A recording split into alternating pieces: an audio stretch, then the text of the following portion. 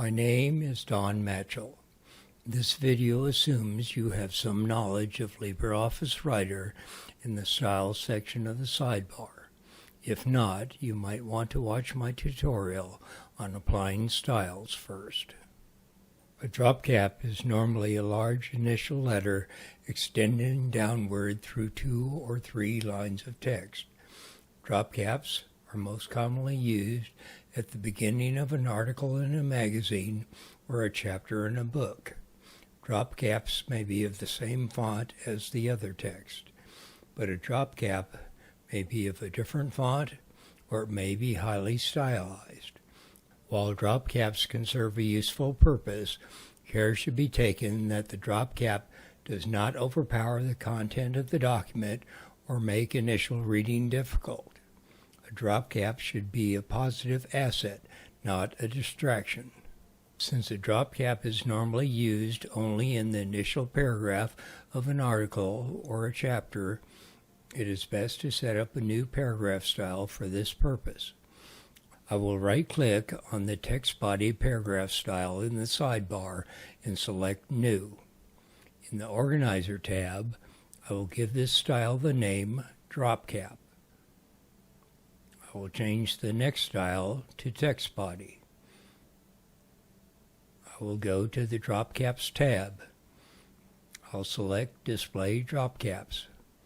Notice that you can select to set the whole first word to a drop cap or set the number of characters. I set the number of characters to 1. I'll set lines to 3. You can also set the space to text. It is best to change this if necessary after seeing what the drop cap looks like. I'll click OK. I'll make sure my paragraph is selected. Then I'll double-click on the drop cap paragraph style in the sidebar. Notice how the first letter in the paragraph has been changed to a drop cap extending 3 lines downward. If you want to change the font or the color of a drop cap, you should not do this manually, or you would need to do this each time you set up a drop cap or want to change it. Instead, use styles. LibreOffice Writer has a character style named Drop Caps. I'll right-click on the Drop Cap paragraph style and select Modify. I'll go to the Drop Caps tab. In the Character Style section, I'll select Drop Caps. I'll click OK. I'll go to the Character Style section in the sidebar. I'll right-click on Drop Caps and select Modify. I'll go to the Font tab and select Lucida Calligraphy. I'll go to the Font Effects tab. I'll change the font color to Dark Teal 2. I'll click OK. Now, all I would need to do is change the first paragraph of each chapter in my book to the drop cap paragraph style, and all of my drop caps would have the same uniform look. If I wanted to change the look, I would only need to modify either the drop cap paragraph style or the drop caps character style, and the drop caps throughout the book would automatically be changed to the new look. You always want to write your book first. Apply any drop caps towards the end of the writing process. Be aware that you may need to change your initial paragraph if there are not enough lines in the first paragraph, or if the first letter of the paragraph does not lend itself well to the drop cap styling. Now that I've covered the basic way of inserting drop caps into your document, I'd like to present some alternatives. The first would be to use an image for your drop cap. You could either design your own or download something you like from the internet. Be sure you have the rights to use the image. I highly recommend using a PNG file with a transparent background. Roughly size the image in a good raster imaging program first to avoid any loss of image quality. I'll delete the G at the beginning of the first line of text. I'll go to Insert Image and choose gfloral.png. When you insert an image, it will automatically be given the graphics frame style. I'll right-click on this and select New. In the Organizer tab, I'll give this a name of Drop Cap. I'll change Inherit From to None. I'll go to the Type tab. In the Size area, I'll check Auto Size and Keep Ratio. I'll set the anchor to Paragraph. In the Position area, I'll set the horizontal position to Left to Paragraph Text area. I'll set the vertical position to Top to Paragraph Text area. I'll click OK.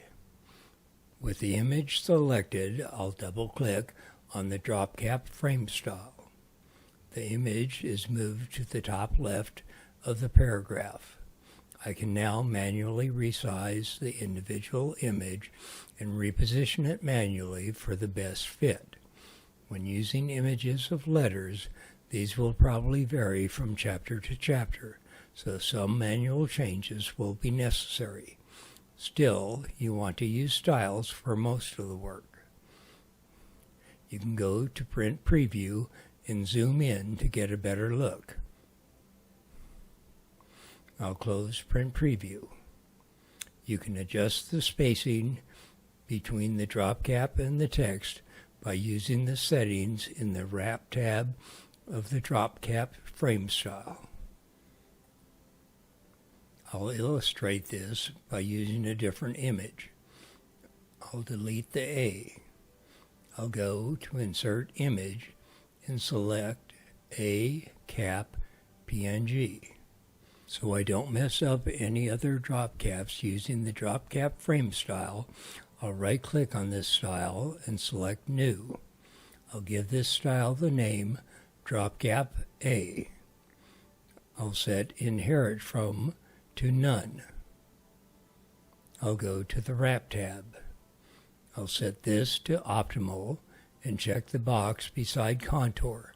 This is why you want your image to be a PNG with a transparent background. I'll click OK. With the image selected, I'll double-click on the Drop Cap A frame style. I'll resize as necessary. The text looks a little close. I'll right-click on the Drop Cap A frame style and select Modify. I'll go to the Wrap tab. I'll change the spacing of right to 0.04 inches and click Apply. That looks good, so I'll click OK. I'll go to Print Preview and zoom in for a better look. I'll close Print Preview. I'll illustrate one more example of using a PNG image with a transparent background. This will be a square image. Using square images for drop caps gives a uniform design, making it less necessary to make any manual changes to the individual drop caps throughout the document. I've already inserted images into two paragraphs as if they were the first paragraphs of two different chapters. I'll right-click on the drop cap frame style once more and select New. I'll give this style the name Drop Cap Square. I'll change Inherit From to None. I'll go to the Type tab. In the Size section, I'll check Auto Size and Keep Ratio. I'll set the anchor to Paragraph. I'll set the horizontal position to Left to Paragraph Text area. I'll set the vertical position to Top to Paragraph Text area. I'll go to the Wrap tab. I'll set the Wrap to Optimal and set right spacing to 0.04 inches. I'll go to the Area tab and set the color to green. I'll click OK. With the first image highlighted, I'll double-click on the drop cap square frame style. I'll do this for the other image as well. I can now set a different and appropriate image for the starting paragraph of each chapter and assign the drop cap square frame style to it. If I later decided to change the background color of all the images from green to gold, I would right-click on the drop cap square frame style and select Modify.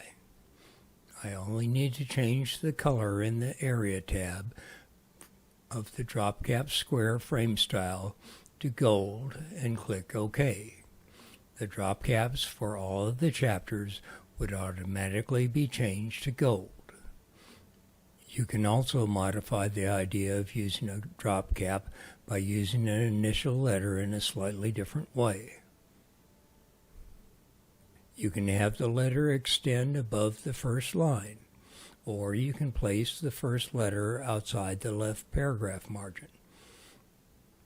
I won't take the time to walk through how I set up these last two frame styles. By now you should be able to figure that out. If you have trouble, go through this tutorial again, stopping when necessary to try to better understand what is happening. You should soon grasp the concepts well enough to start experimenting and learning more on your own. If you learned something new from this tutorial, please give it a like. Then click on the link in the description below to go to my Writing Efficiently channel and check out my other video tutorials.